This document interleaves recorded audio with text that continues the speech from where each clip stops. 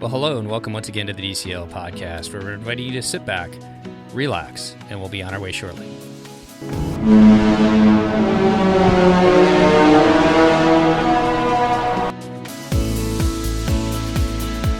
Well, welcome back to the DCL podcast, your podcast to help you cruise a little smarter. And we are going to turn our thoughts and focus on spring break. And to do that today, joining me all the way down in Texas. How you doing today, Dennis? I am doing well, Steve. How are you doing? It's great to be back. Thanks for coming back. It was a fun episode that we just did recently about your sailing on the Wish this last summer. And fast forward, we're already into spring break, and now we get to talk about another cruise with you. Yeah. This is very unusual for us because prior to the pandemic, cruising was once every year or two, and now it's become about on average a 6-month event. And now we were down to 3 from between the maritime sailing and spring break. But it was fantastic to get to have that to look forward to for spring break. And I totally misspoke. I meant that at Christmas time, because I remember talking about the tree and everything else and everything like that. And I said summer. I do apologize for that. But Christmas time on the Wish, what a magical time to sail aboard her. So we are going to talk about the Wonder. And it is funny, you know, looking at it, I think we were kind of the same boat as you. We were like maybe 1 cruise a year, and it just crept up. And this 2022 was just crazy. I think we did like 6 cruises, which was, we're not doing that many this year. It's hard to stop going once you get into that, and to have a long break on the calendar when you don't have a cruise to look forward to. It's nice to have that right there on the horizon. It helps you get through those long weeks. Definitely. Well, we're going to talk about the Wonder sailing out of San Diego. A lot of cruises out of San Diego this year and next year. I love that DCL has committed to a port out here on the West Coast and having a ship out here for most of the year. The Wonder is going to go to Australia eventually, and then the Magic's going to come in. It's to be seen whether she's going to stay here as long all through the winter as the Wonder has this last year. I kind of hope that they do that. Dennis, how many times have you guys been on the Wonder? 3 times now. The half of our cruises with Disney have now been on the Wonder, and it's just worked out that way. They tend to be where we want to cruise. So 2 more in your gold on the Wonder, which I think is super cool. Yeah, granted, it's the only ship that goes to Alaska, and we've done Alaska twice. And so that made that happen. But with this cruise, it came down to a small period of time that we could book. So the choices were going to be either on the Magic out of New Orleans or doing the Wonder out of San Diego. When we kind of put it to a vote, the idea of getting out to San Diego and doing some of the things that were there prior to the cruise is what was the deciding factor. Both iconic cities. I love both of them for different reasons. Love the West Coast and the vibe of San Diego. But I think, so we did that cruise on the Magic down to, or out of New Orleans. We love spending the time in New Orleans, but you only get the 1 port stop and 2 sea days. So I think a year itinerary, it probably would be one that I would gravitate towards in the future out of San Diego. This time, who cruised with you, Dennis? The other thing about this cruise was that it was kind of a backup, because originally we were going to try to get to the Mediterranean this summer, and that would have been my wife, myself, and then my 2 boys. But my oldest is now a freshman in college, and he had stuff that he needs to do this summer in order to continue in his degree program. So we had booked this as a backup, hoping that we were going to do the Mediterranean instead. Well, it didn't work out. So instead, it was just my wife and my youngest, Alec, who was 15 at the time of this cruise, which made it a whole lot more roomy in the usual veranda stateroom that we get. Yeah, 3 instead of 4 of you packed in there. I definitely appreciate that, especially as your kids get older, like ours are as well. Spoiler alert, though, you've got the Mediterranean book for 2024. So in case people are wondering, this is like the 3rd time's the charm, right? Or was it 4th now? It'll be the 4th time that we've booked it. We originally booked a cruise for 2020 and 2019. And then, of course, the pandemic screwed that up. And then in 2021 and 2022, we couldn't get a cabin we wanted for the cruise we wanted. And then this happened. And so now we're determined for 2024. It's full speed ahead on that. I told my son, if he can't make it, then we're going without him this time. We're going regardless. I love it. Okay. So most of our listeners have been out of Port Canaveral, and I know that we've covered San Diego several times just because our family has been able to, it's the closest port to us. And then also Nova in Los Angeles, she sailed out of there a couple of times, but most people don't actually get an opportunity to sail out of San Diego. Was this your first time in San Diego, Dennis? Yeah, it's the first time I've ever been to San Diego. I haven't been to California that much, only 3 trips prior over the last several years, and the first time in San Diego. And so that was a big sell for us.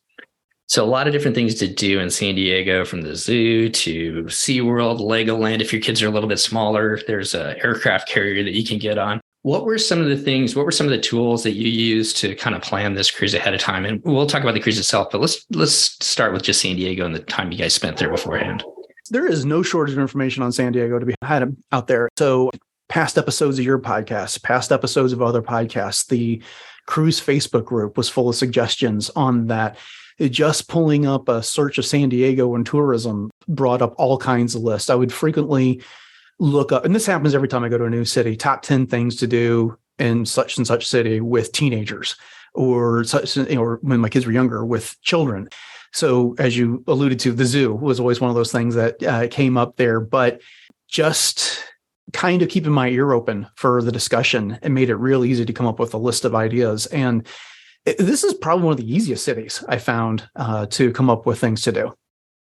Yeah, there's so much stuff right in the downtown area itself that's pretty easy to get to. And the airport's right downtown there. So it's not like landing in Orlando and you got to make an hour out to the port or anything like that. Everything's kind of so self-contained down there. They've got the baseball, the Padres are playing right now too, if you're a baseball fan. Just so many different things to do. So I guess let's just start off. You guys got there Monday. One of the benefits of living in the Midwest like you do, or if you're coming from the East Coast, when you fly west, if you leave in the morning, you get there in the morning. So you guys got there Monday. Where did you guys, well, I guess before we talk about what you did Monday, where did you guys decide to stay? Because that's another great opportunity too, as well, because there's like so many hotels that are right down next to where the Disney Wonder leaves. Right. Yeah. So as you're suggesting, when you leave from Dallas and you fly to San Diego, your flight essentially takes no time with the time difference. You arrive shortly after you took off. But so we got there and we were staying at the Wyndham San Diego Bayside, which is right there on North Harbor, which is across the street from the port where you will be boarding the Wonder. I liked the hotel overall. It is not as up to date as what you're going to get if you stay at Disney property, whether that's in Anaheim or Orlando. For instance, our room had a little wear and tear in the carpet where you would cross into the bathroom. The sink had a slow drain, which they fixed while we were there. But we did get a bayside view for those first 2 nights that we were going to be there prior to the cruise. It was spectacular because you did get to see the aircraft carriers out in the bay. You did get to see the Wonder sail up that morning of embarkation. As you were saying, there's plenty to do that you could walk to from there.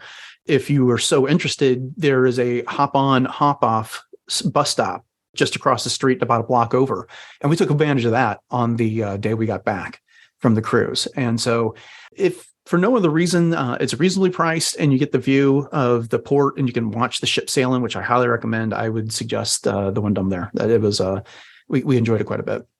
Yeah, it's definitely the best view. And just as a side note, it used to be a Holiday Inn. And when I first started flying for Alaska many moons ago, 20 some years ago, we actually used to stay there. Oh, really? Okay. It is an older property. They've redone it, but I'm not sure how recently since. So just I got the impression it used to be 3 different hotels probably they built because it was 3 different towers.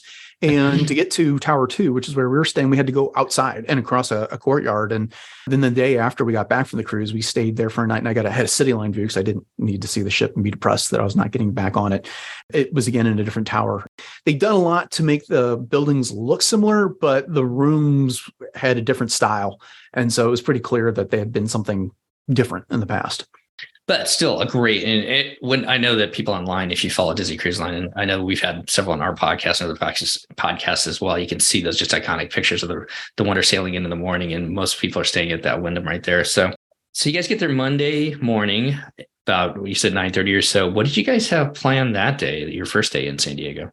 Yeah, so we got over to our hotel, which was really fast. I had no idea how close the airport was to downtown San Diego, and dropped off our bags. We crossed the street and wandered down to the USS Midway Museum. Heard a whole lot about it. So we were there, I want to say about 11ish or so in the morning, and bought our tickets and spent the next 4 hours touring the Midway. It was fascinating. It started with a video that went back to World War II and talked about some of the pilots. I can't remember the name of the squadron that this was told from the perspective of, and their experiences there in the war. And then you got a history of the different aircraft there, how this ship was built. You get to climb all over it from the engine room to the bridge, to captain's quarters, crew's quarters, the ready rooms. I was really surprised how short the average floor was, that my head was almost scraping the ceiling, and I'm not a tall person. But my son absolutely loved it, especially when we got up onto the deck and got to see all the jet fighters that were there. Took 100 pictures while I was there. It's the number one thing I'd recommend if you've got some time to kill in San Diego. The food's actually really good there too. We got some tacos for lunch when we visited it, and my kids were very appreciative after they saw the crew quarters as to being that they weren't going to sail on that, and they were going to sail on the Wonder later that week when we went there. They were stuck in a hall, is what it looked like for most of the crew. Yeah. But yeah, just a great museum to visit. I love all the planes that they put on there. And I got a weird question. So for those of you who listen to podcasts a lot, you guys recognize Dennis's voice, and Dennis does an amazing podcast Stardust with Jay, all about Star Wars. And when I think about the aircraft carrier, it kind of reminds me of a Star Destroyer and the TIE fighters and everything like that. Do you get any type of like feeling like that when you're on there being a huge Star Wars fan? I was daydreaming a little bit while we were touring the bridge with that. And then in one of the reading rooms, I caught took a picture of the badge. One of the squadrons was the Star Warrior Squadron, and their logo was Darth Vader's helmet. And so I took a picture of that and sent that to all my Star Wars friends and podcasters that I know, and just had a kick out of that, because it was, I guess that squadron formed right after Star Wars came out into the theaters back in the 70s, and it captured their imagination too. Yeah, I'm going to totally digress here, but it's funny when you go through UPT. When I went through pilot training for the Air Force, each class gets to design their own patch, and then they put the patches up in the squadron room, or in the squadron building, and you can go through and you can see what was popular as the decades went on and everything like that. And like definitely when you got into the 70s, there was a lot of Star Wars themed patches. So that's cool that they did that. And as we know, Disney back in World War II was actually pretty instrumental in helping design patches for squadrons and other units during the World War II years as well. So definitely a history there with Disney and just cinema and influencing the military, I guess. So, all right. So you guys spent 4 hours there. Easy to do. I thought we'd only be on there for 2 hours, but just fascinating. We were on there for quite a while as well. What did you guys do for the evening then? We went across the street and grabbed a snack from the Carnitas Snack Shack, which is this really small building with lots of seating outside. But we had pulled pork sandwiches, cheeseburgers, and my wife had some sort of tacos. So really good food. And again, you can find it right when you get off the Midway. Took a little bit of downtime in our hotel because we had been traveling. We just spent 4 hours climbing up and down the decks of the Midway. After that, we caught dinner at Brigantine Seafood and Oyster Bar, which another place I'll recommend. It's right across the street from the Wyndham. It's on the Portside Pier. They have Brigantines. They have Miguel's Cochina, a coffee bar, and another restaurant.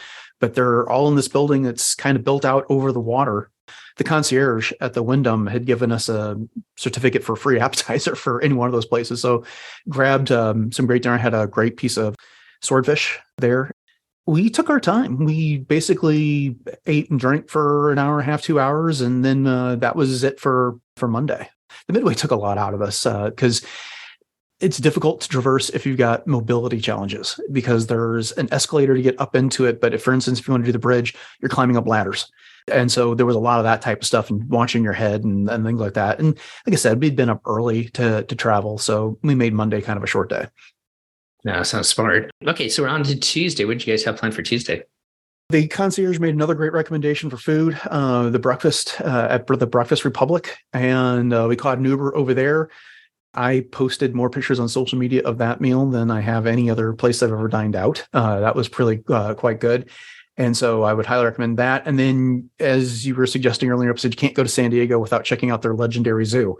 So we headed over to Balboa Park, again, caught another Uber, went over there to the zoo. We spent 3 or 4 hours touring that zoo.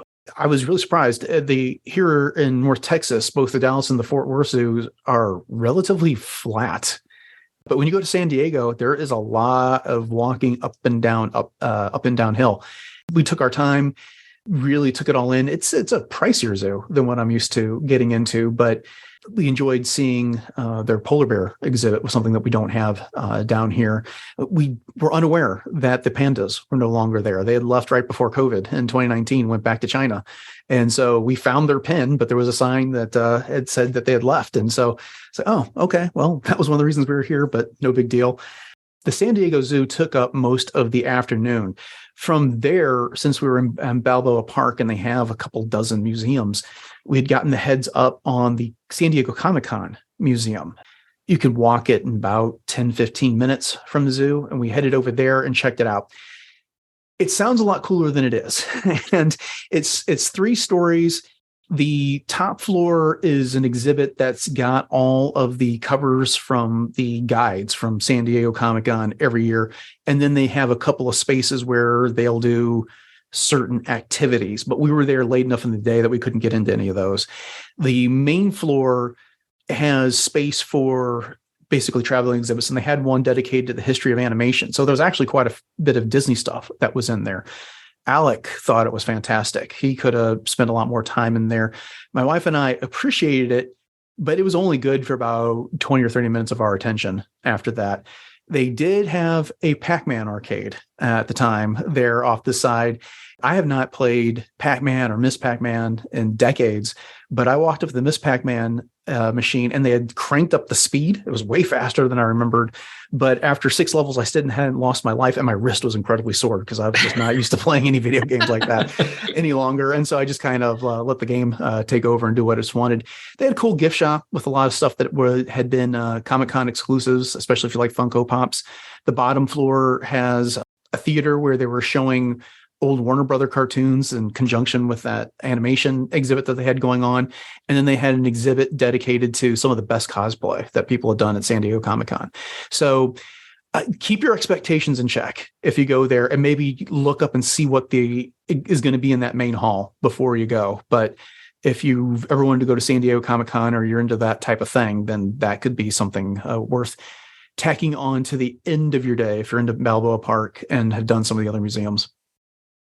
There's a couple other museums there too. I know you get a pass that gets you into, like, for a little bit more money, you can get into multiple museums. There's a car museum, which we went into, and I think that all of them are kind of small. There's an aviation museum as well. So they definitely don't take up a huge chunk of your day or anything like that to go through if you're just going through one of them like you did. That's too bad. I've actually only been in San Diego once when Comic-Con was going on, and I didn't go in because I didn't have tickets, but I walked down to the convention center. And it is amazing the costumes people have there from so many different, franchises. But yeah, that sounds like, keep your expectations in check, I guess, with all that, because they're all kind of small museums, but interesting tidbits here or there within them, it seems like. Yeah. That Sunday we got back, was the Cherry Blossom Festival. And so they had some sort of an Asian history museum or park there. The park was overrun. Balboa was, because we were on the hop on hop off bus, and trying to get through there, it was crazy. And there was a whole bunch of people there to see the cherry blossoms. And so that was a hugely popular thing as well. And we got to drive by it, and that was good enough for me to see it. Spending the day at the zoo, then over to the Comic-Con Museum. Where'd you guys eat that night? Anything stand out that night? We went down to Little Italy, which was a couple blocks, 15-minute walk maybe from our hotel. We ended up going to the Little Italy Food Hall mainly because of the variety that they had. This is something that had been suggested on the DCL Podcast Facebook page when I'd asked about it. My wife and I got tacos from Not Tacos, which was really good. My son got a cheeseburger. We went to the gelato stand. It was a cold and drizzly evening, but they had a guy outside in the courtyard playing guitar and trying to, but it was too cold for people to enjoy. So he didn't have a big audience out there, but it was pretty popular. A lot of people coming in, and you could get pizza, you could get tacos, pretty much whatever you wanted from there. And that was a really great suggestion. Little Italy, I have a hard time saying that. It's one of my favorite places in San Diego. A lot of different good food venues and just a lot of different options there, and fairly close to all the hotels that are down by the port. So if you're looking for at least an area where there's a bunch of different restaurants, it's just, as Dennis said, just about 15-minute walk away from the port area. Before we get on the ship, kind of thinking about San Diego, what was your overall impressions of the city itself? And was there anything else that if you went back, was there something else that you would want to do, I guess, that you didn't get to do this time? Yes, I'm really looking forward to getting back to San Diego at some point. I thought it was a fantastic city just to walk around. The day we got off the cruise ship, we ended up doing the hop on, hop off bus and got to see more of it. Now, it was later in the day, so we didn't get to take it as advantage as we wanted, but we went over to Coronado Island and got to see the Hotel del Coronado, did some shopping there. I would love to spend more time there. I'd love to go hang out at the Hotel Coronado. They have a couple different bars, just sit down, get a drink. There's access to a beach there that I could see myself spending time at. So I'd highly recommend that. Getting back as well, so much of it went by on a blur on that last day. And I was picking things that I knew my 15-year-old would enjoy. And that Sunday, he picked out what was billed as the most haunted house in the world, the Whaley Museum over in Old Town. It was fine. They have a huge archaeological dig in the background from when this house was built back in the early part of the 20th century, and they've pulled out all kinds of things from there. It's supposed to be friendly haunts and all that type of stuff. But we were there in the middle of the afternoon. My understanding is that the tour in the evenings is world class, that they have a waiting list to get into that. So if you're into haunted houses, book your tickets online in advance for that. But we'd spend a little bit of time in Old Town that evening and on that Sunday and had a good time. But we kind of got out of the Whaley Museum. It was just, that's it. I mean, it's fascinating because they had the county courthouse was in this guy's house, and then he had built a theater on the second floor of the house as well, and managed somehow to pack 200 and some odd people into this room that couldn't have been more than 20 by 20 in order to see a production that had come through back in the day. But I had no idea it existed until we went by it on the bus. And then when we got off, it's my son said, we got to check this out. So we did. I've never even heard of that before. It's right there. It's right there in Old Town. And they've got people out on the front porch trying to get your attention, doing some busking to get you in there. And like I said, if you're into the history, definitely do it. If you're expecting a lot of the haunted aspect to it, they'll really play that up on the first part of the tour. But like I said, from what they told us, that in the evening, they really get into more of the haunted aspects of the house. Like I said, it sets the environment a little better when it's dark, right? Mm-hmm.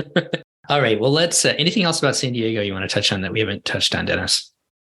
No, just like I said, I really want to go back at some point, and I would really love to do another cruise out of there. It's a beautiful city. It's easy to get around, lots to do.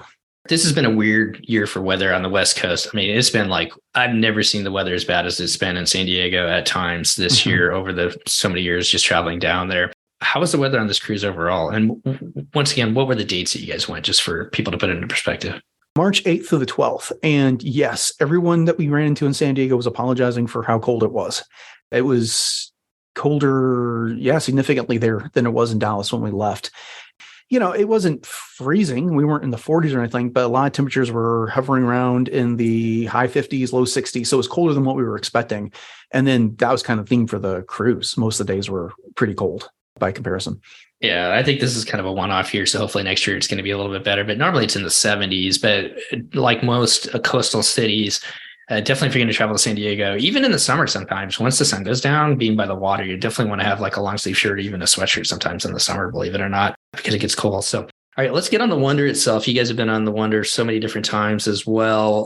I love getting back on a ship that I know for some reason. It just feels like going home for some reason. What was it like getting on the Wonder in San Diego for you guys? Oh, it was fantastic. We were just there last summer when we did a cruise to Alaska. But what made it kind of funny was that we had two trips on the Wonder that sandwiched our trip on the Wish. Being on the small ship, then being on the gigantic ship, and then getting back onto the classic ship. And just it immediately jumped out how quickly we could get around on the Wonder by comparison to the Wish. The cruise ship smell when we got on was fantastic. One of the most fun things was that that afternoon, after we'd kind of gotten settled in, we went back down to the French Quarter Lounge, and our favorite server in the entire fleet happened to be working. We sat down at a table.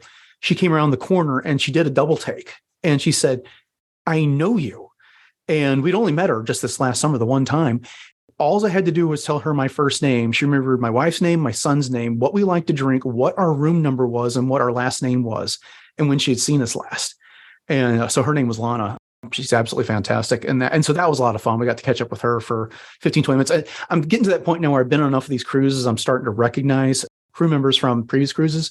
And, I found that on the Wish from this past cruise. And now we ran into a couple of different people that recognized us from the past. And so that's just a fun aspect of repeat cruising with the same cruise line. That is one of my favorite things is when you run back into somebody that you sailed with before. We were lucky to have one of the lady that we had in the Med, that our stateroom host, she was right next to us on the Magic last summer, and we hadn't seen her since before COVID. So it was like 2018, and she just had this distinct voice. And I was walking down the hallway to check into our room that first day last summer. I heard that voice and I was like, I know that voice. And it's such a cool thing to be able to connect like that. And the French Quarter Lounge, I love that lounge.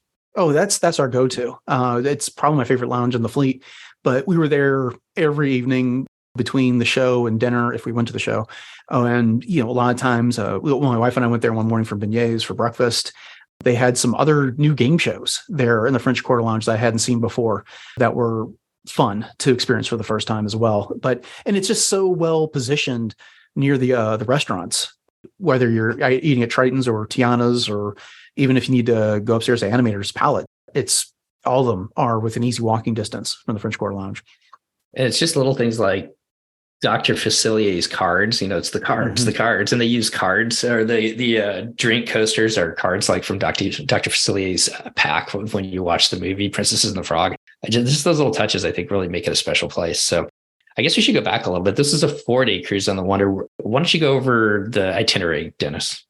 Sure. So obviously there's Embarkation Day. Then the next day was Catalina Island. Then we went to Ensenada, Mexico.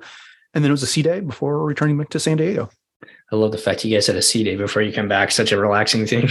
A couple of days. So before we talk about the ports themselves, was there anything that you planned ahead of time on the ship? Since I know that you as a family, you guys kind of stick together and do a lot together. Did you and your wife decide to do paddle this time at all? No, I didn't. Well, in retrospect, I wish we had. Again, since it was just my 15-year-old and his big brother wasn't going to be there, I didn't want him to have a whole lot of time by himself because he doesn't do the clubs. But we did find it really easy to book the beverage tastings. And so we had our pick of any of them. We ended up doing the stem to stern wine tastings. I'd never done that before. So that was the only adult experience that we tried this time. And I absolutely loved it. I'm a wine drinker. And so getting on there and trying their selection, which are some pretty nice pours, was absolutely fantastic. And then getting the pen to put on my lanyard at the end was a lot of fun. I did not know about the pin. I never heard about the pin until we finally did it, because we finally did it 2 cruises ago. And that's kind of a special thing that they do in that one. Yeah. And I'd seen that picture, and I've seen other people posting it. And I was like, I hope they have it. Don't be disappointed if they didn't have it this time, because we all know with these cruises that there's been shortages of things. And I was half expecting them to say, oh, we're sorry. But no, it was waiting there at the table for us when we sat down. Hey, we were talking, I was just on with Wes over on the DCL Dude podcast, and he's never actually done a drink tasting. Something to think about. I was like, he never really knows. So like these drink tastings, they do a lot of the history behind the beverages themselves. Some of the, when you do the champagne one, they talk about the champagne houses and how they came about and everything like that. And I'm not sure how you're wine tasting, but for people who don't know, it's more than just going there and drinking the drinks. There's a lot of information that they impart. And when we did the wine tasting, it was really cool because the sommelier kind of took us through, okay, this is how we tell where this is from, the region, the type of grapes and all that type of stuff. And they kind of led us through that and tried to get us to do the same thing. Did they do that with you? Yeah, and they did it really well, because I am into that. I am into finding out how I can tell what region of the world, what an old wine versus an old world wine versus a new world wine is. And when the person leading this gave us those steps, I was like, okay, it's so obvious now. And I've read about this a dozen times and it never sunk in. But they do a really good job with those, explaining why, whether it's wine, whether you're doing the chocolate and liqueur or any of their tastings, why the things taste the way they do, and what, this step in the production process makes this type of a difference in what you're consuming. And I'll always book at least one tasting now on our sailings, because they're expensive. You can go get a couple of good glasses of wine or whatever it is that you want to drink at one of the bars for less, but you don't get that experience. You don't get the how-to and the history behind what's going on doing it that way.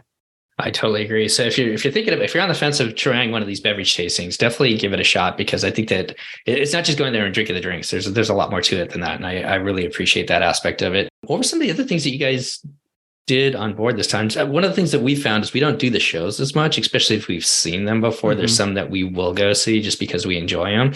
I really like Beauty and the Beast, but did you guys see any of the shows, and what were some of the things you guys did? Well, yeah, I mean, since we just been on the Wonder last summer, we didn't feel a need to go necessarily see all of them. They did have the most recent Ant-Man movie in the Walt Disney Theater on Embarkation Day, and my son wanted to go see that again. We'd already saw it, so we did that, which kind of cut short our time getting to stand up on deck 9 and watch the scenery go by, which is one of my favorite things to do. But this was as much his spring break as anything, so I was fine to humor him and go see Ant-Man. But then after that, the only thing we did was the Golden Mickeys, because we've seen Frozen twice. We've seen, I guess it's Believe, that is the third show. And we decided not to repeat them, to enjoy our time on the ship instead.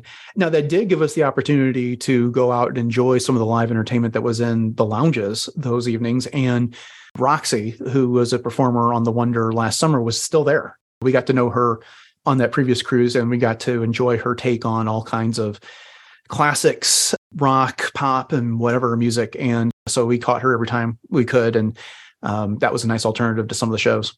Was she the piano player? No, she's a guitar player. A guitar player. Okay. Where did she perform? Was she like in Cadillac Lounge, or where was she at? The first night she was performing in the atrium right before the 2 dinner seatings. Unfortunately, she spent a lot of time up in the adult areas by the quiet pool and the Cove Cafe. So my son couldn't go up there, so we didn't get to see her as much as we wanted. But then the last evening, that sea day, she was in the French Quarter a lot. She had like 3 different showings there. When I said that, because usually they have the piano player in the Cadillac Lounge and French Quarters, where they'll have like the guitar players and other musicians like that. So on the Wonder, that's something that we found that we really enjoy as well. Instead of doing the shows, if you're looking for something different, if you like live music, oh my gosh, there was a guy on the Fantasy of Our Christmas. I still follow him on Instagram, and I'm hoping that he's going to be back on the ships. I'm hoping he's going to be back again on the Fantasy when we're on the Fantasy again. But we really enjoyed the music, the live music that they play, and not all of it's Disney. Sometimes one time there was a violinist, and he was covering Taylor Swift songs, which is my brother's husband's favorite singer. And so I know a lot about Taylor Swift now because of him. And that has been one of our favorite things to do as well in the evenings on the ship. Yeah, they find lots of good talent. And it's usually 3 different acts, like you said, a piano player and a guitar player and someone else doing, violin player maybe. And then they just kind of rotate them around. And, and I'm always willing to try any of them, but you find one you really like, especially like on the week-long cruises on the Wonder, when you can find one you like and you get to know them a little bit. They recognize the people that keep coming back to their shows, and then they'll stop and chat with you a little bit. So it's been fun to see some of these acts that have been on multiple sailings. I think I already told this, but we found this one violinist on the Fantasy again, and she was playing mostly classical music, especially when she was in the Champagne Bar. She would, play, because you would think of classical music. But the last night she was there, she's like, "This is my last set. And the one thing I want you to know about me is really I'm a rock and roller, and I love the Scorpions." And she played 3 Scorpions songs on the violin to finish it off. And I thought that was just really cool. So you never know what you're going to find. Well, and then some of them will... they'll let you have it both ways. You're on a Disney ship, so they'll play the Disney greatest hits, and then they'll mix it in with Bruce Springsteen, right, or Aerosmith or somebody. And so you get something for the kids, something for the adults. Exactly. All right. You talked about different different game shows. Anything stand out that way that you guys saw?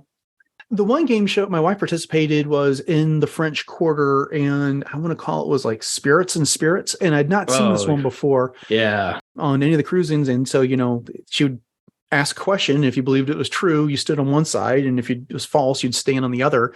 And then they would just narrow it down until they got a winner. And so we got to see 6 or 7 rounds of that, and just some of the things that they threw out there. Like, there's no way that can be. None of them's coming to mind off the top of my head. But my wife made it through a few rounds before getting knocked out. And she's like, I would have bet $1 million on whatever that question was. But something else to do in the morning when you're enjoying your coffee there in the French Quarter is a very early show. And they don't always have early morning game shows on the ships. Anything else entertainment wise, Dennis, that you guys experience? Oh, just this one story I'm going to tell you, because it was just so much fun on our sea day. My wife just got the app out and planned the entire day while the night before when we were done with our stuff in Ensenada. So we were doing Anyone Can Cook, and then we had towel folding, and then we had our tasting and a number of other things. But we went to the Anyone Can Cook, and of course that's modeled after the Ratatouille movie.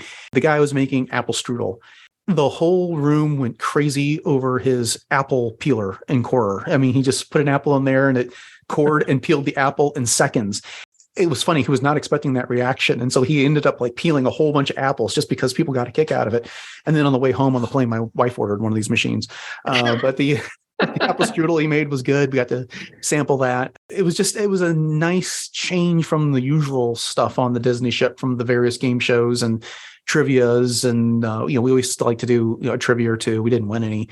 And then getting to do some of the how to draw classes, the animation classes. We only got to do one of those this time around. We're used to the longer cruises. The 4 nights really kind of compacts. You have to make hard choices on those 3 and 4 night cruises, but didn't often find that we were wanting for things to do. Well, that's good. Let's touch on the restaurants just really quickly. I know you've been on the Wonder obviously 3 times or several times now. Anything stand out with the restaurants this time? I thought the food was even better than usual this time around. And I was pleasantly surprised with how great Triton's was. And I did the escargot, and I got to do the fried cheese, fried brie. Those are 2 of my favorite things whenever I get on a ship. They had a rack of lamb one evening there in Triton's that I just thought was some of the best rack of lamb I've ever had. And I haven't had a lot, but this was really incredibly good. I don't know what it was, but I always think the food is good, but it was outstanding this time around. I only had one thing the entire trip, and that was the last night. And Mayor's Palate, they had a pork chop that was just dry, and so I asked him to bring me something else. I can't remember what it was, but other than that, the carrot soup with banana bread croutons one evening at Mayor's Palate, it was where's that been all my entire life? That was just some really, really fantastic dining this time around. Do you go with your servers' recommendations, or do you stray from them? I go with the recommendations, but this time around, they were like only eliminating half the choices. So you still had to make a choice between 3 things. And then so I would put it back on him. I was like, okay, of those 3, I think these 2, which one? And then he would tell me which one to go with that way.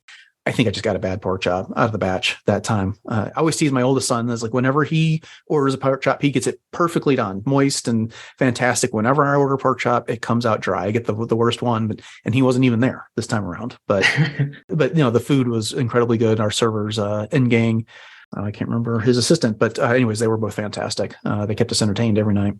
Okay, well, let's turn to the ports then. You guys get to go to Catalina Island, which I have never been to, and Ensenada. What were some of the things that you could do at Catalina Island that kind of intrigued you? Because I don't even know what you can do. And what did you guys end up doing? Catalina Island is famous for it's kind of how it came to be, which was back in the golden age of Hollywood. Someone was shooting Westerns out there, and they imported a bunch of bison. And they're still there roaming the island. And so if you want, you can sign up for a tour to do the bison. That's what I wanted to do. But I let Alec pick our port adventure, and he wanted to go ziplining. I was disappointed with that choice until we actually went and did it. And this was some of the best ziplining I have ever done. I mean, I think one of the lines was at one point was 600 feet above the canyon that we ziplined over. And it was the longest lines on average that I've ever got to do. And so great view of downtown Avalon, which is the city right there on Catalina Island. Great view of the cruise ship while you're doing the cruise lining. The guides were absolutely fantastic. The Echo cruise line, Echo zip line is part of a larger facility that has a private beach that you can pay to get on if you want to do that. But that took about 2 hours of our morning. We had a fantastic time. It's 6 total lines that you're zipping with, and there was about 8 people to a group or so, 8 to 10. And so you get to kind of know the people that you're ziplining with and tell a lot of stories, and everyone's taking each other's pictures. And our guides were giving us all kinds of recommendations for things to do on the island. And so after that, we rented a golf cart, and they have 2 different places you can do that from.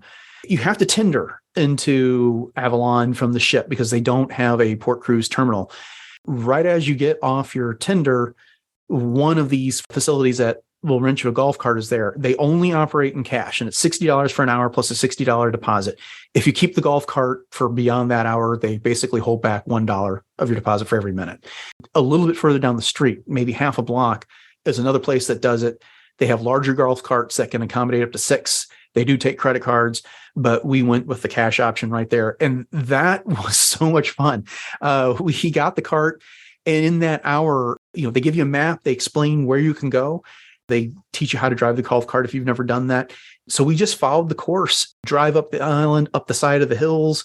We would stop in a few places and take pictures and just kind of overlook the city and out into the ocean.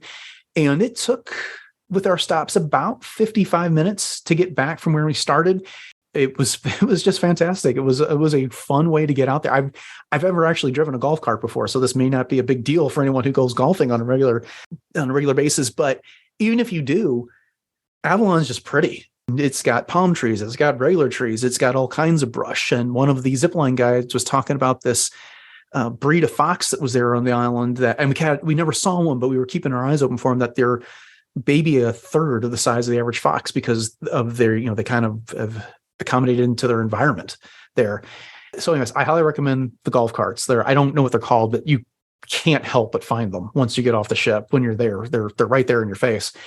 We got a recommendation for places to eat.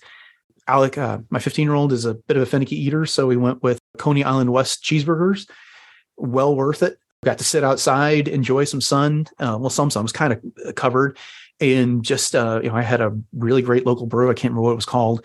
And when we did that, we could have spent a whole lot more time there, but my wife had some spa time coming up on the ship, so we needed to get back. But I want to go on another cruise out of San Diego just to go back to Catalina. It is quite possibly my favorite cruise port in North America that Disney goes to. Wow, those are big words. Yeah. And I mean, I liked it better.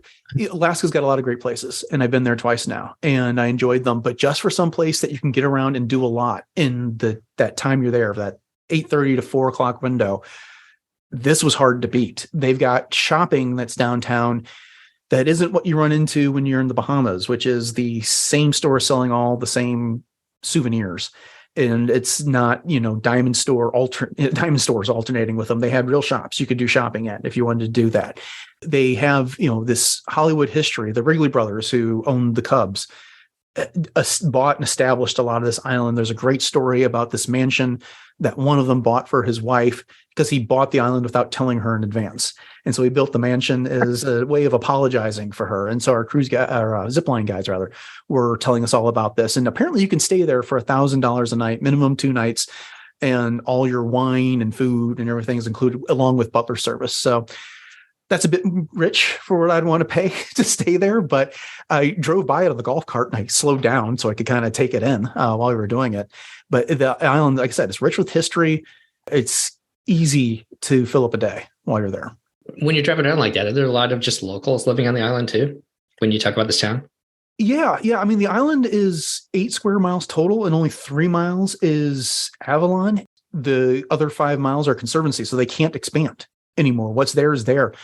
Traffic, most of it is golf carts. There are cars there, but they don't have room for a lot of cars. So a lot of people get around on golf carts. And so you'd see people that had these really nice golf carts driving around that were clearly the locals, and it's not some rental that they had. They're very proud of their island and where they live. It's part of LA County, which surprised me. I didn't realize that. I don't have enough glowing words to say about this island. It was just fantastic. That's awesome. I mean, I've flown over it about 1 million times because you fly right by it when you go into Orange County, flying in to John Wayne, and you can see the city or the little town and everything like that. You see the cruise ships every now and then and all the sailboats going back and forth to the island. I've always wanted to go there. So glowing recommendations. I love it. I can't wait to get there someday. One of these days I got to get there too, I guess. So hopefully you'll be able to get back as well, Dennis. Okay. So from Catalina, you guys head down to Ensenada. What did you guys have planned there? We did the winery tour that's there at Ensenada. So that left from the port, we had our guide, a really charming lady named Isabella, meet us there and walk us to the bus. You can do this one of two ways. You can do an adults only tour, which they had, and I think there's a lot more people on that one, or you can do a family tour. And since we had our 15-year-old, we did the family tour version. And then there was 2 other kids that were younger than that. If it's needed, they do kind of bring a babysitter along on that tour for the children. And I know those other kids, my son kept himself entertained, but he was actually really into the tours. they had crafts and things for them to do while the adults were touring the wineries and sampling the beverages there. But this is one of the better values I've ever had from a Disney excursion. I can't remember exactly how much it was. I think it was less than $50 per person. And we went to the Chetto. I think they used to be called the LA Chetto Winery. And it is, if you know anything about wine, it is the Mexican version of Kendall Jackson. It's a huge wine distributor. They export to Australia, Canada, the United States, Europe, all over the world. I haven't been able to find them here in Dallas since then, but they're a big winery. We had a great guide named Danny there at Chetto. He took us through the entire winemaking process, took us into the warehouse. It wasn't harvesting season, so we didn't get to really see them do a whole lot. He let us try 4 different wines, which came out to essentially about 2.5 glasses. And then they sent us, each one of the adults, home with a half bottle of wine. So you're getting your money's worth just in the amount of wine they give you. And then they had this tour on top of it. From there, we went to, I'm going to butcher this name. I want to say it's a Donna de Lupe winery. It's a much smaller winery. They are into their organic processes. Their wines are very strong. And I'm not saying that about their alcohol content. I'm talking about the flavor. It's almost overpowering. And so it was a bit much for my palate. You know, one of them that they let us try was a honey wine. Yeah, it was very, very, very, very sweet, very, very strong. But it's an incredibly beautiful vineyard that they sit on. And I took a whole lot of pictures there. They had a couple of cats that belonged there in the wine. I don't have any cats anymore, so I took some time to play with the cats, but that was fun. They also fed us. They brought out like a couple large pizzas, and that was more than enough to feed the 10 of us that were there on the tour. Again, if you like wine, if you like winery tours, you cannot beat this value just based off of how much wine you get to sample, what you get sent home with. I was trying to figure out how they got away with this because I wasn't sure how it paid for the bus, let alone the driver or anything else like that. But it was an incredible value. And I mean, it only took, the whole thing was about 4.5 hours or so of our time in Ensenada. So it gave us plenty of time to do other stuff. But that was our big activity that day in Ensenada. What did you think of the wines overall at Chetto? I thought they were quite good. They let us try 2 whites and 2 reds. I primarily drink Cabernet Sauvignon, which is a very popular red, but their whites really impressed me. Formant Blanc was one of them, and I can't remember what the other Blanc was that they gave us. And they were very nice, fruit forward, like apples and citrus smelling wines, quite tasty. You were already coming back with half a bottle of wine, so I was not going to go in there and buy a whole lot more to go with us. So I have found some place that I can get them here, and those 2 would make great summer wines. So I'm going to stock up on those for the summer. Onwick and I did it, but it was during COVID, right after they started sailing again. And so we didn't get quite the tour that you did of the whole winery because there were still kind of a lot of COVID precautions and whatnot. But we did get to try the wines outside. I remember that they were pretty amazing. We found them once at one of our Mexican restaurants here in our little town. They had a bottle, which is, I didn't realize how big they were. They said that they make 70% of the wine that's sold in Mexico. Talks about how big. I mean, that's kind of a little bread basket area of Mexico. I mean, there's like little different places all around Mexico that are like that, but Ensenada is definitely one of them where they get all different kinds of peppers and 70% of the wine's produced right there. So I love Ensenada. I've never really been in the downtown area. I'm not sure that that's necessarily too exciting. I don't know if you guys wandered through there. So at this point, my poor son, he's 15, he had his undivided attention of his parents for the Monday and Tuesday that we're in San Diego, then Catalina, and by the afternoon of Ensenada, he needed some time to himself. And so after the winery tour, we deposited him back on the Wonder. We put away the wine that we got from Chetto. We got back off the ship, and they have a shuttle that will drive you back downtown Ensenada. And my wife loves to explore. That's one of her requisites for any cruise we go on, is she likes to go to places that are new, with the exception of doing things like on the Wish. She's like, well, we're here. When are we going to be in Ensenada again? So like, yeah, you're right. Let's absolutely do this. So we got on the shuttle, and it was like $4 per person. And they drove us down to the middle of downtown and dropped us off, which was right in the middle of all of the tourist trap stuff. So it was the souvenir store selling the same ponchos as the souvenir store 2 doors down. which is the same as the one that's 2 doors down from that. And everyone wants to come in and look at it. And it's the same thing. They were very big on ponchos that had NFL gear logos on them this time around. And then everyone had their, and then there's like bars between all those. And they wanted you to come in and have a margarita or have, something like that. So we briskly walked through that. Nothing really enticed us to go inside. Isabella on the tour for the wineries had pointed out some things that were downtown Ensenada. So the black market, we went there, which had the fish market from back in the day when it was illegal to sell fish locally. And so we walked through it. Again, there was a bunch of restaurants. Okay, now we can say we've been to the black market, but nothing really entices us to stop there as well.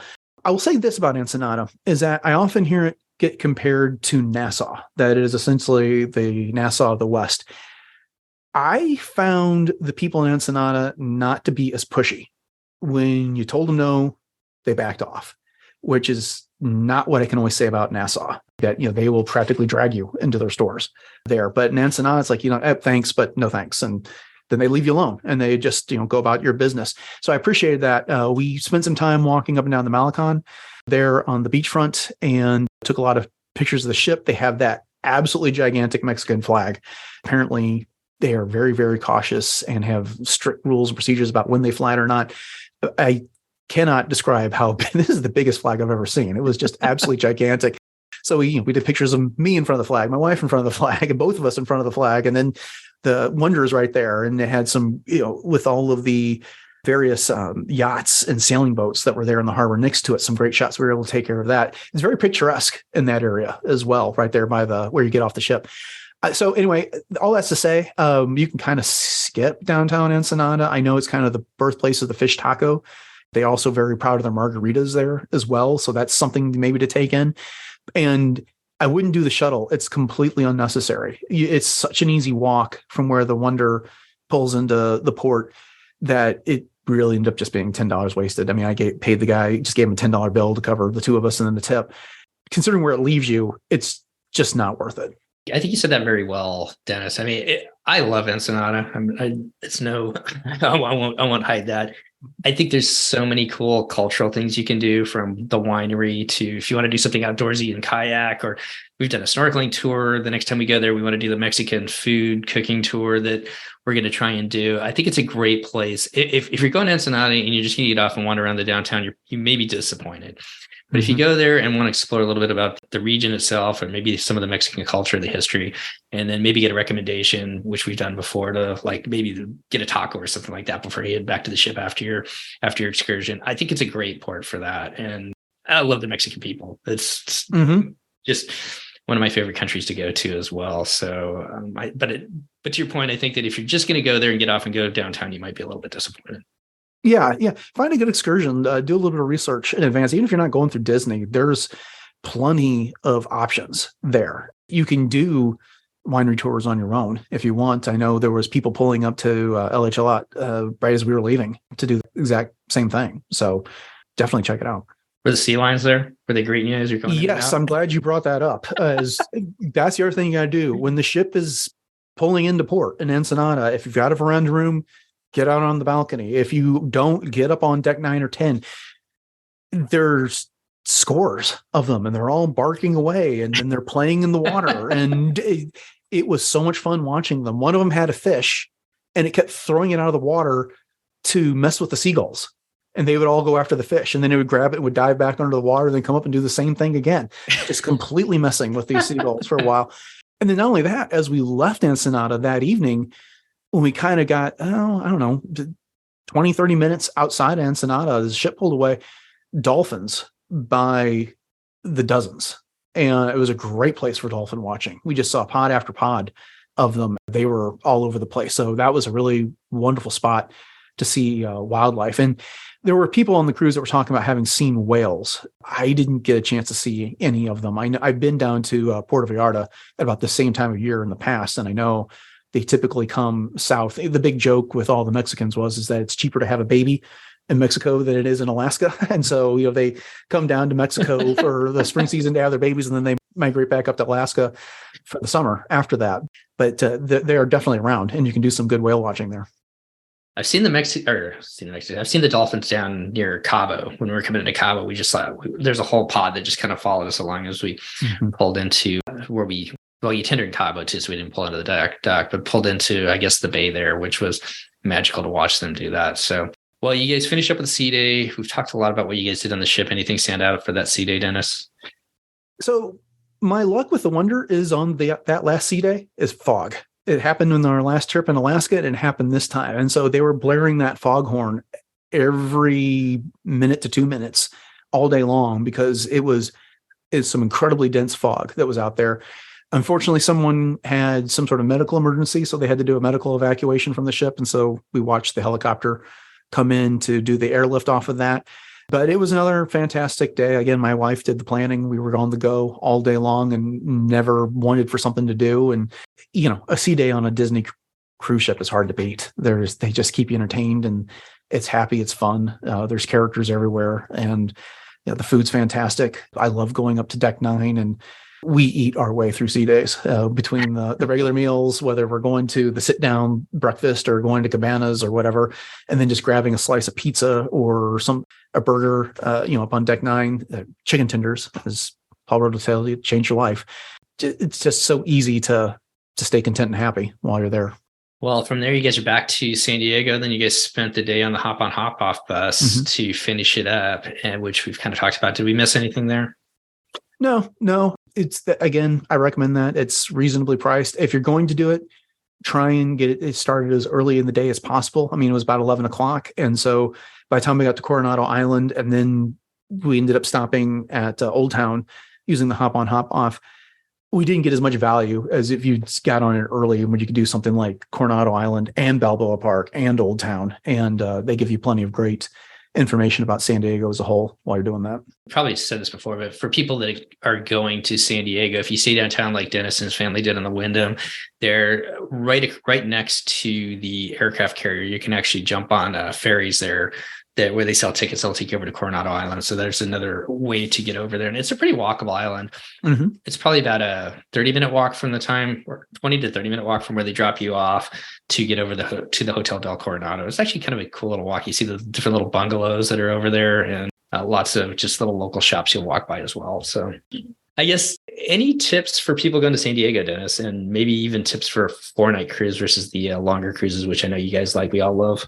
Well, for San Diego, yeah, I mean, if you're going to be for the cruise, and I recommend one of those hotels, whether it's the Wyndham or something else down there, right there in the harbor. It's just so much fun getting to see, that morning, just all the excitement, all the buzz of everyone coming in for the cruise. And I was standing out on the balcony just watching people line up well before we had to. We had the first port arrival time of 11 o'clock.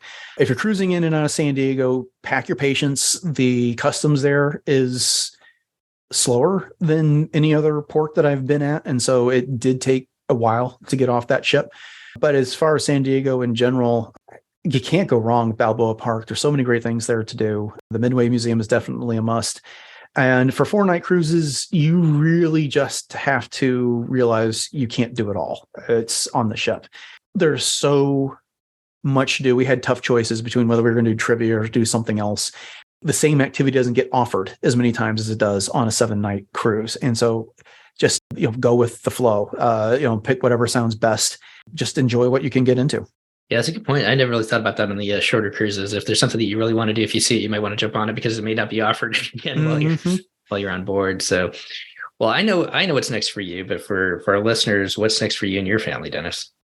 So first, next January, we are going to be sailing out of Galveston on the Magic for a 6-night cruise. That was the best one that worked for us over the Christmas break for my boys. And it's kind of become the new Christmas tradition, as opposed to doing a bunch of Christmas under the tree. The experience has been the way to go. And I'm looking forward to that because I can drive to the port. Don't have to fly anywhere. And then, next summer, we got a 9-night cruise in the Mediterranean, sailing out of Barcelona and heading up Italy, Greece, and Turkey before finally finishing up in Rome, and daydreaming already about that one. So we're super excited. Oh, man, I love those Christmas cruises. We're becoming like your family, too. We booked another Christmas cruise for next year as well, too. So hopefully that's going to be kind of a little bit of a tradition going forward. And I'm jealous in a good way of that 9-night cruise because I know that you guys are going to get to stop at so many incredible places along the way on that one. Oh yeah, yeah. I'd never heard of Kudasi Turkey before this, and originally it was going to be the standard Barcelona, France, a couple places in Italy, going back to Barcelona. But as soon as I was talking about alternatives, I can't remember what point I was even trying to illustrate to my wife. She's like, "Why aren't we going to Greece?" So it's like, I didn't know you wanted to go to Greece, so now we're going to Greece, and I'm excited for that. I love it when those conversations turn that way, and all of a sudden you're going someplace completely different than what you thought. Mm-hmm. All right. Well, as we get out of here, Dennis, thank you so much for coming back so many times, helping us out with our podcast, sharing your family's experiences you saw on the beautiful Disney Wonder. And I know that you and Jay do an amazing job over at Podcast Stardust. For those of our listeners who have not gone over there and listened to it, but if you're a Star Wars fan, how can they find you, Dennis?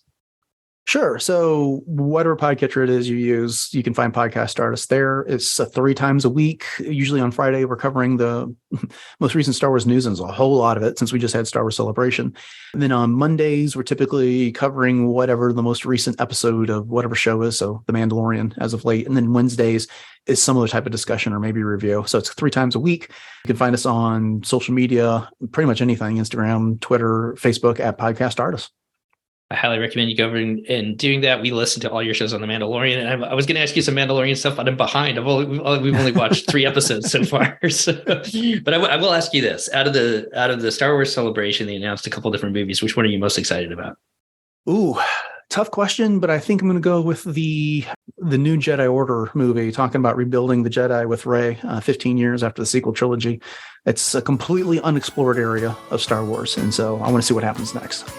Different characters, different story. I love it. Mm-hmm. I'm excited about that one as well. So, well, thanks again, Dennis, for taking time out of your day to come on and talk to our guests so many different times. I want to wish you and your family all the best as we head into, summer's right around the corner.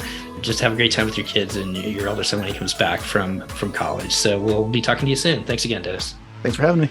Well, that's going to wrap up our show today. Once again, I really want to thank Dennis for coming on and sharing his and his family's experiences as they sailed on the beautiful Disney Wonder this past spring break down out of San Diego. And I will look forward to each and every one of you having the opportunity to sail off the West Coast if that is in your wish list or bucket list. As always, we'd like to give a huge shout out to our Patreon supporters. They help bring this show to you each and every week ad-free. If you'd like to find out how you can support our program and our show, you can go over to patreon.com/DCL podcast and find out all the information there. In addition, we've had several people write recent reviews for us over at iTunes. We want to thank each and every one of you who've taken the time to do so. If you haven't done that, we really would appreciate it. That helps us get a little bit better known in the Disney cruising, and just the Disney podcasting community in general. Thank you for each and every one of you who've taken the time to go ahead and do that. Well, if you are headed out on a Disney cruise, headed down to the parks, or headed out on Adventures by Disney, on behalf of myself, Steve, Nova, and Christy, all of us here at the DCL Podcast, we want to wish you to be well, enjoy time with family and friends, and we'll see you next time on the DCL Podcast. The DCL Podcast is not affiliated with the Disney Cruise Line, Walt Disney Company, Adventures by Disney, or Run Disney. All of the opinions expressed on our shows are those of the hosts and the guests who appear on the show. If you have any questions about any of these products, please contact the Walt Disney Company.